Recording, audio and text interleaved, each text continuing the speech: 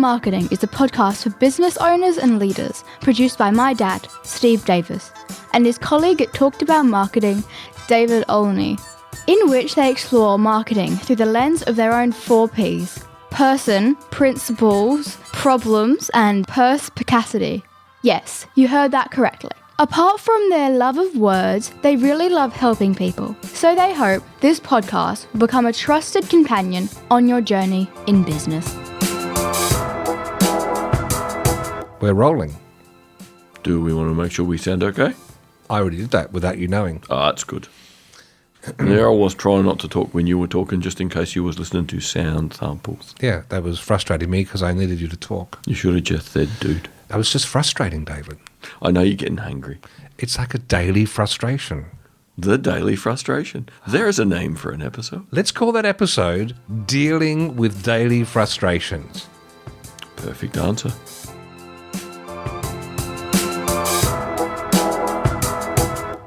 Our 4 Ps. Number 1, person. The aim of life is self-development, to realise one's nature perfectly. That is what each of us is here for. Oscar Wilde. I'm out there, Jerry! That was my impersonation of which character from Seinfeld?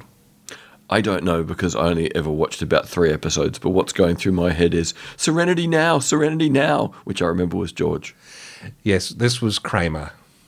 When Kramer, the tall, lanky neighbour from across the passageway, went commando, or admitted to everyone that he's always commando, has no underwear on. And he says, yeah, I'm out there, Jerry! Like, that's his freedom. Anyway. I remember him talking about the pretzel being very salty. Moving along, in the person segment, there was something I heard Jerry Seinfeld say recently. Bill Maher, who is known to many people, especially in America, he does a talk program on TV, which is interesting, hard one. He is politically left, but not on everything. He doesn't subscribe to any particular agenda. I like him. He's not everyone's cup of tea, but he has a show, a podcast called Club Random, which I can't 100% recommend as anything safe for work or safe for life, because he gets different people from the world of celebrity to sit down with him for an hour or an hour and a half, and they just shoot the breeze. They just chat. And just recently, Jerry Seinfeld was one of his guests, and something Jerry said caught my attention that I thought I'd share with us in the person segment, where we think about us as people, how we interact, whether it's strictly within business or the overlap between business and life. Let's have a listen. You'll never guess who just called me. Leno. I just talked to him too. But I said, I haven't seen him in a while. I really would love to get together. Maybe the 3 of us when you're out. That'd be amazing. So that's what's good about these shows, though, which I'm sure you've already discovered. And I discovered with the Comedians in Cars, people I can't, I'm not calling people up and hanging out. But if you do a show. I said it every week. Yeah. Both people who I know, like you, who are like, exactly, why are we here? Yeah. Because we're forced to, we're not, it's just this crazy force of thing that makes us, we don't need the money, you don't need the promotion, although we'll certainly do what we can. Thank you. But the other thing is, I don't know how you feel, I think you might be a little different this way, but I don't like to be around people not working. The working is kind of this it's like a baseline current. It's like a beat. It's like I can hang out with almost any comic if we're here to do a gig. If I'm here just to enjoy your company, that's not good. But to me, no, the art. It's not going to be good enough, your company.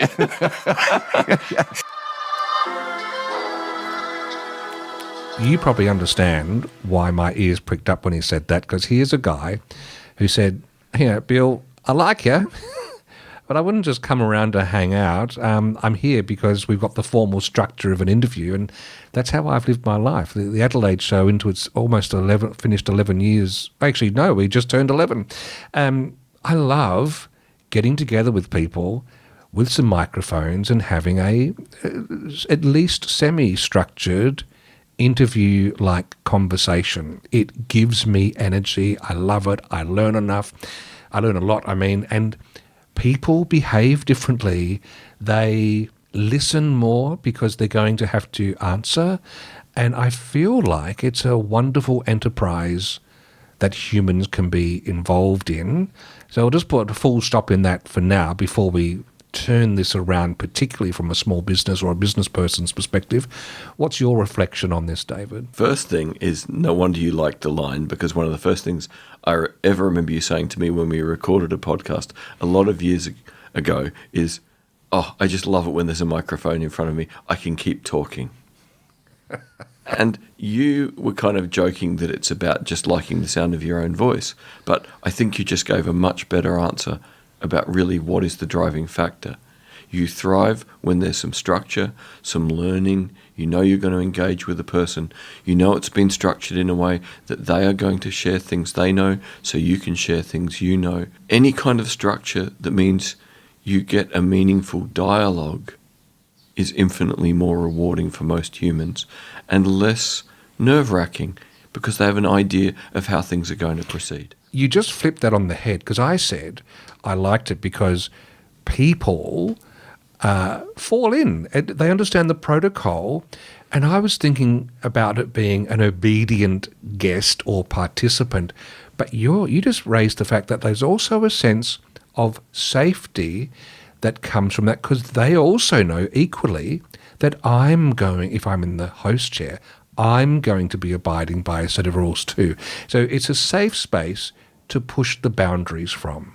Yep, because with a little bit of structure, instead of putting something out there in the world and hoping it lands well, we've said, no, there's a framework here of roughly what we're going to discuss, how we're going to discuss it, the way we're going to use language, that is all about there's a better chance we're going to talk with each other rather than at each other. And it's probably fair to say that it's wrong for me to imply or to be understood as saying aimless conversation chilling is a bad thing, because there's benefits that come from that time. I'm just saying I'm wired slightly differently, maybe to my cost, because if I look back at my life since I turned about 30, 35, I don't get as much of that. I get hardly any of that. Most of my conversations have this light structure approach to them. Yeah, but let's put some context into that. You have two lovely, articulate daughters with whom you can talk random stuff every night at dinner. Well, that's true. Why do you need random stuff in the rest of your day?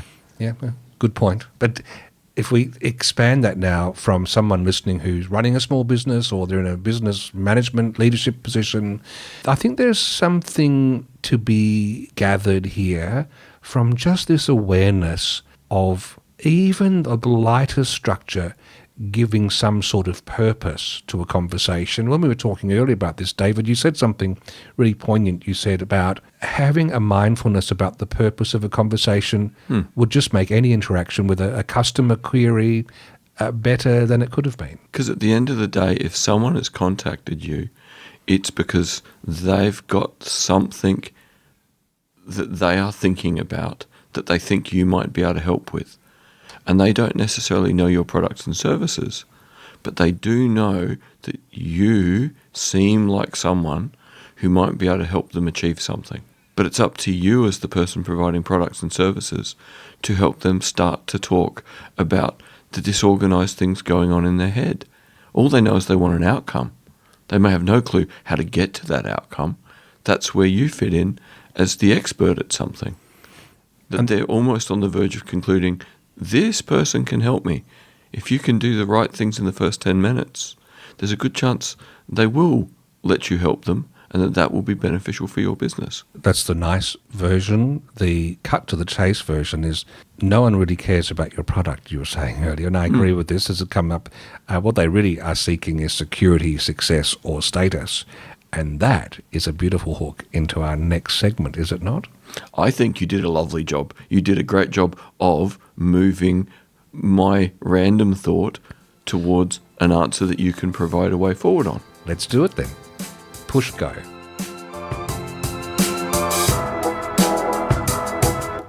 Our 4 Ps. Number 2, Principles. You can never be overdressed or overeducated. Oscar Wilde.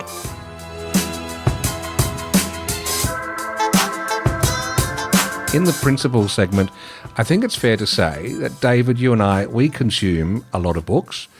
I mean, you're certainly much further down the track. I think your current reading list that's led you to where you are now is tipping about 25 pages of closely typed A4. Is that about right? Yeah, it's getting a bit silly. I think it's nearly at the end of page 23, about to tip on 24, which is a lot of books. But there is, every now and then, a book jumps out of the list. It's like that salmon fishing where they are swimming upstream and they jump out of the water. Or is it trout? One of them jumps up. Lean Marketing by Allan. Both of us have found this. I described it today as being like that beautiful cold shower to just reset everything. And we are going to, at the moment, that's our plan. We've got 9 episodes this season, as usual. There are 9 principles of marketing that Allan talks about, and I think it's a fair plan to take one at a time and see how it applies to us in our world of small business or business leadership, etc. And the first one that he talks about is selecting your target market. And yes, I saw everyone just yawn then, so just hold that back, because one of the things is there are some things that we all know about, and Allan even says in the book, there's not necessarily a lot new in this book. It's just bringing us back to the basics strongly and putting them into context. And a couple of things that I want to throw into the hopper for us to talk around that jumped out at both of us. An inch wide and a mile deep, which is not my Tinder profile. It's a classic comment that he's made in this chat. And also, are you selling vitamins or are you selling painkillers? One of them leads more to the bank. Let's just toss these around, and it will help tease out some of the value of reading this book, which we recommend. One of the things that I've been so fascinated by is the depth that you can go into some of these niches. A lot of people think, especially now with the internet, and I mean, we've got billions of people online, you can be so finely specialized and still have a more than enough business for the rest of your life. And so people feel like when they niche down or specialize, they're actually reducing their target market. In fact, what you want to be in is a niche that's an inch wide and a mile deep. And, I've just been blown away by some of the subcultures that are out there and some of the niches that are out there. So I'll give you a few examples. There's I came across a guy on Instagram. He calls himself Knees Over Toes Guy. Essentially, he's a fitness trainer who just helps you, strengthen your knees, right? Which is a massive problem for a lot of people. This dude makes millions of dollars in his program. He sells like a membership program that basically helps you strengthen your knees. Now, if you've got knee problems, this guy's your guy, right? There's a girl I saw on TikTok. She calls herself Miss Excel. And she just gives Excel tips, teaches you how to do whatever pivot tables. She does a little dance or whatever. She does over $1 million a year in Microsoft course sales. And now Microsoft's sponsoring her, bringing her to events and all of that sort of stuff. And she used to be some kind of management consultant, worked at, McKinsey or whatever, and hated it. And now she just dances on TikTok, show you how to do a pivot table or whatever, and kills it. There's another guy I saw who has a blog, and he's like a real pen geek. He's into pens, right?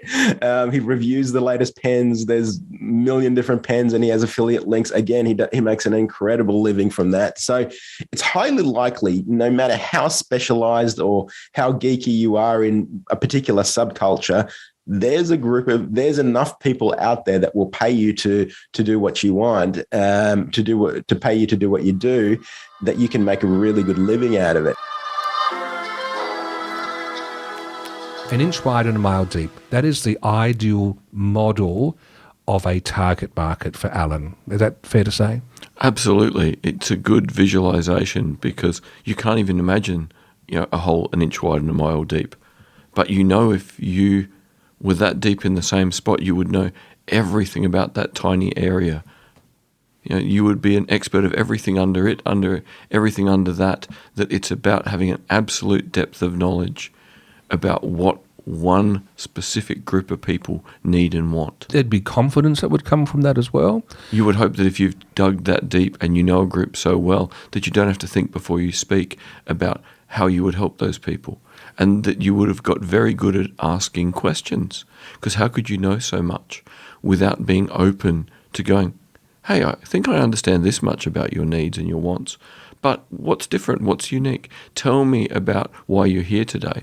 Because he is clearly very willing to just go deeper and deeper to understand the specific group of people for whom we are the best solution. And the specificity is a key message that comes through throughout the book, but especially in this first part of it.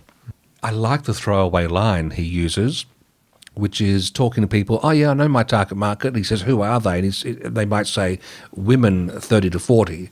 And he would look at them and say, well, you've just narrowed that down to about 25 million people here in the USA, which is not really a target market.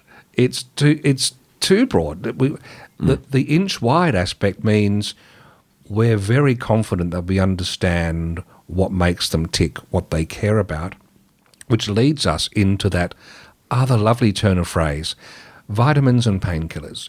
The way he describes this is, for most of us, unless the doctor has specified something, it's a choice to have some vitamins. Maybe have some vitamin C or some D or whatever it might be. It's a choice, and you might forget them someday. It's not the end of the world.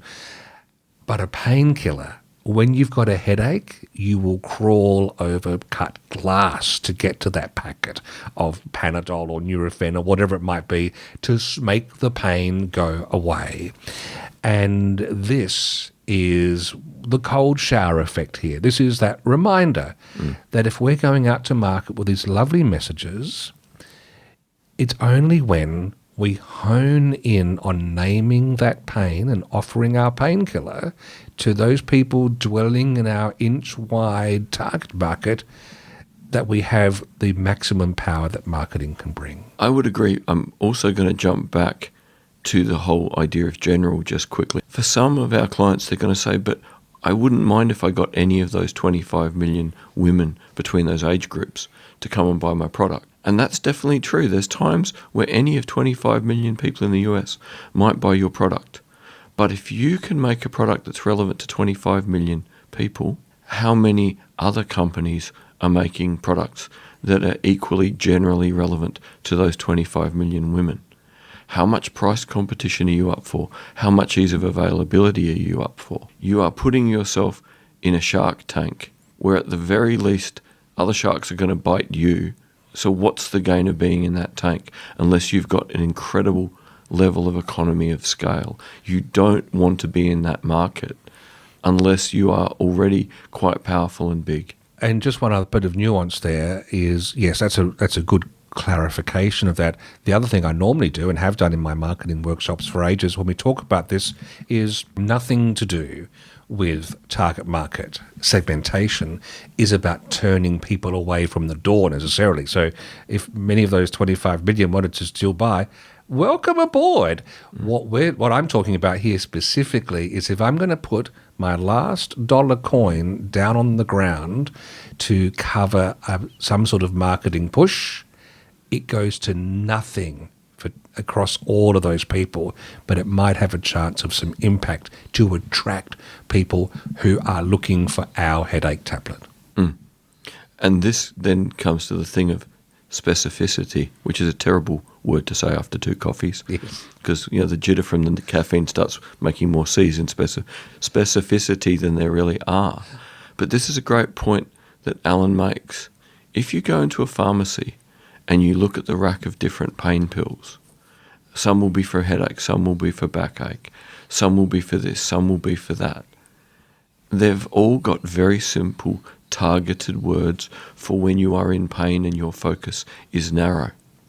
If you had more energy and concentration when you were in pain and looked at the ingredients, you would see there is rarely any difference. Yes. And the more specific the language is, the more specific the product is meant to be, the more you will pay. So the general painkiller might be $4. The specific painkiller will be $10. There is no real difference between the two in the majority of cases, other than when your focus is narrow on pain, you want the thing that says it will get rid of that pain right then. So specificity and pain go together, and you are crazy to not understand your market and how to put your product out there in terms of specificity and pain. And let's just bring this home with an example that just, again, cold shower effect. This book is just making things salient again. I've booked in to have some carpet cleaning tomorrow with Zoran, a lovely man I met through mentoring. It's been in my mind for a few months to support him and get him to clean my carpets. Haven't done anything about it. 2 weeks ago, I found myself just becoming a bit hay feverish towards the end of the day on a day that should not have been a hay fever day. And it dawned on me, I reckon it's the dust in the carpets. I think they haven't been cleaned for a long time. It's time that we actually do they get vacuumed, but they haven't been deep cleansed. And that's what made me pick up the phone and book him in. He's coming tomorrow. Now, that is moving him in my mind from a vitamin, nice to have, wouldn't it be nice to get the carpets cleaned, to painkiller. I want this to go away. That is this principle in action. And I'm just going to add an example here. Steve's is a great everyday example. If the product you provide or the service you provide is very much one that people need regularly. But this works just as well at the level of expensive products and services you buy infrequently. I went back to playing guitar during COVID, having not played for at least 25 years, and discovered that an older body, even playing lots of yoga, it's less comfortable to curl up around a guitar in your 50s than it is in your 20s. And in my 20s, there was no such thing as ergonomic instruments. Now there are. And I didn't think about it because I wasn't familiar. But in 2 purchases alone in the last 6 months, I've spent $8,000 all up to get 2 ergonomic guitars. And guess what? I can now sit for 3 hours on a Sunday afternoon when I have time and play without any pain. I solved that problem because of pain. Not because I really desired this brand or this model because it sounds better, sounds different. It does sound better and it does sound different. But what made me pull the trigger not just once on a $4,000 instrument, but twice, was the pain message. That's music to my ears. Our 4 Ps. Number 3, problems. I asked the question for the best reason possible. Simple curiosity. Oscar Wilde. Turning to problems now, and we look into the mailbag. Sometimes they're questions you've sent in. Sometimes they're the things that have come through. And you know that I detest the spammy cold calling world. And here's a great example of where it's just, this is the rudeness that these spammers have embraced now. Out of the blue, they demand your attention to set up a 15-minute meeting. I've not asked for it. Then I get this.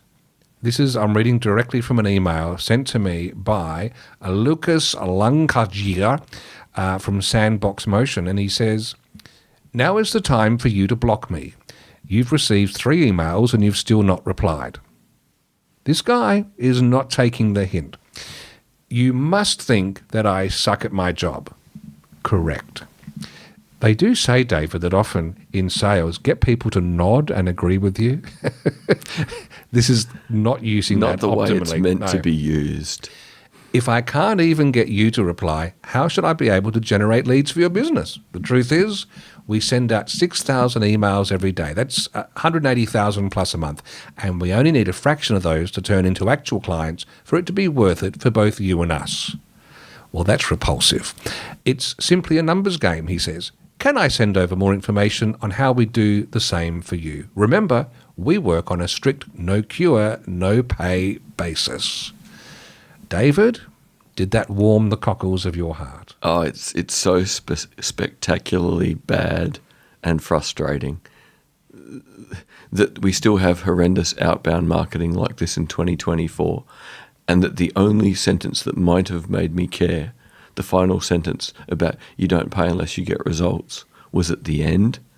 So not only are they using crass, old school marketing mechanisms that don't work, they're also too stupid to write an email that has the only important line at the beginning. Lucas, I don't know where you studied marketing, mate, but get your money back.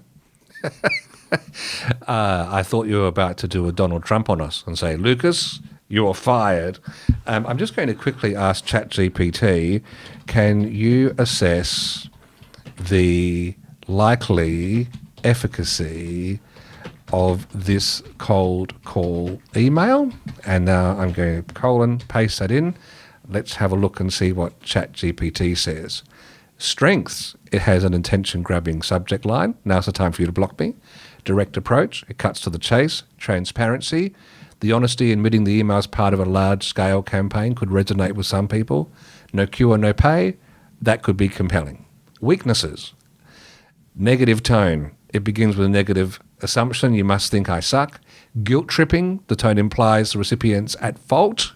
Impersonal, while the honesty about mass emailing is transparent, it highlights the email as part of a broad campaign. Lack of value proposition.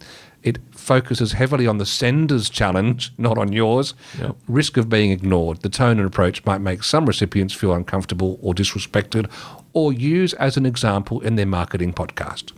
I did put that bit in. Suggestions for improvement, find a new job. No, shift to a positive tone, personalize the message, clarify the value proposition, a soft call to action. And they've actually rewritten it. Here you go. Subject, unlock lead generation success with a risk-free offer. Dear recipient's name, I understand how busy you are and I wanted to reach out one last time to see if our lead generation service might be a fit for your business. We've helped businesses like yours connect with thousands of potential clients every month, and we're confident we can do the same for you. The best part, we work on a strict no cure, no pay basis, so there's absolutely no risk for you to try us out.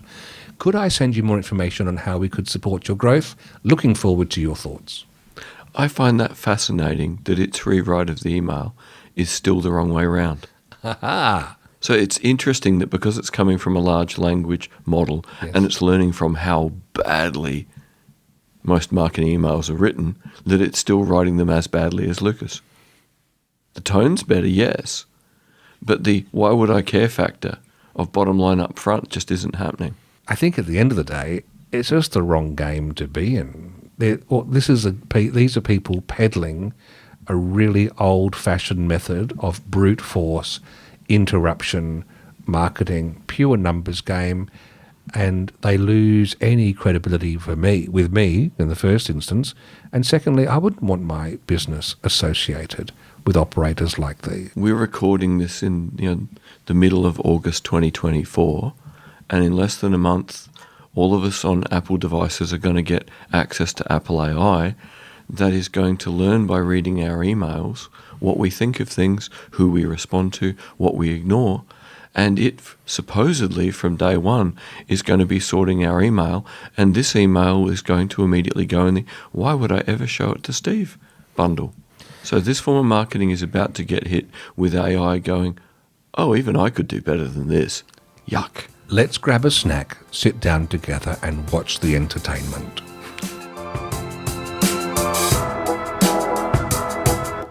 Our 4 Ps. Number 4. Perspicacity. The one duty we owe to history is to rewrite it. Oscar Wilde.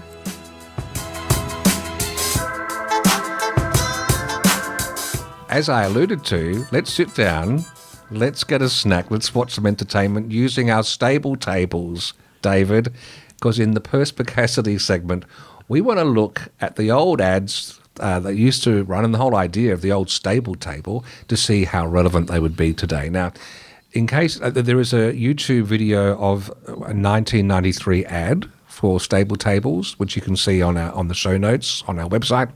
But in essence, you might remember they were an anemic fawn, light brown fawn, plastic rectangular table with a moat built around the edge with a lip. And they had a cloth pillow underbelly that was filled with beanbag beans. So you could sit in front of the telly and place your TV dinner on top without it spilling. One thing that's hilarious, let's have a listen to the ad first.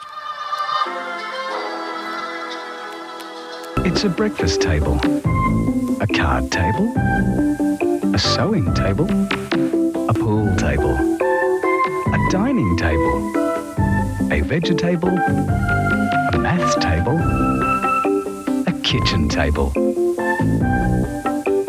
It's the stable table with a non-slip surface and lots of different colours. Stable table for a stable $16. Wow, that is a big list. They're just hitting us with all the different places or usage occasions for this.